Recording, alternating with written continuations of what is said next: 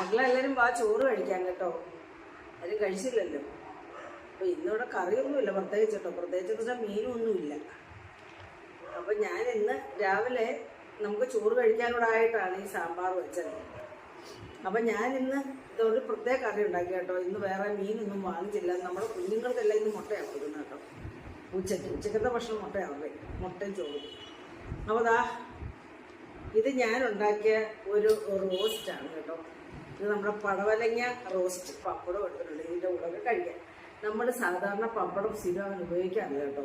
കാരണം നമുക്കൊക്കെ ജീവിതശൈലി രോഗങ്ങളുണ്ട്, പ്രഷർ, കൊളസ്ട്രോളും ഒക്കെ ഉണ്ടല്ലോ.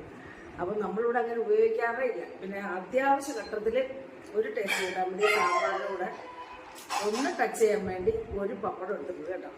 പിന്നെ മുട്ട പൊരിച്ചത്. അപ്പം നമുക്ക് എന്നും ഭക്ഷണത്തിനൂടെ നമ്മൾ മുട്ട പ്രോട്ടീൻ ഉൾപ്പെടുന്നു കേട്ടോ. ഒന്നുകിൽ മീൻ വേണം, അല്ലെങ്കിൽ മാംസാഹാര ഇറച്ചിയോ എന്തെങ്കിലും വേണം, അല്ലെങ്കിൽ മുട്ട. അപ്പം ഞാൻ അല്ലെങ്കിൽ പയറുവർഗ്ഗം എന്തെങ്കിലും ഒന്ന്. നമ്മൾ ഇതിനകത്ത് സവാള അങ്ങനെ ഒന്നും ചേർത്തില്ല. മുട്ട പൊട്ടിച്ചൊഴിച്ച് കുരുമുളക് പൊടി ഉപ്പിട്ടെങ്കിൽ പൊരിച്ചെടുക്കുന്നത് കേട്ടോ. അപ്പോൾ സോഫ്റ്റായിട്ട് പൊരിച്ചെടുക്കുന്ന അല്ലാത്ത രീതിയിൽ. അപ്പം മക്കളെ ഇത് കൂട്ടി ചോറ് കഴിക്കാം നമുക്ക്. അപ്പം ഞാൻ കഴിക്കട്ടെ.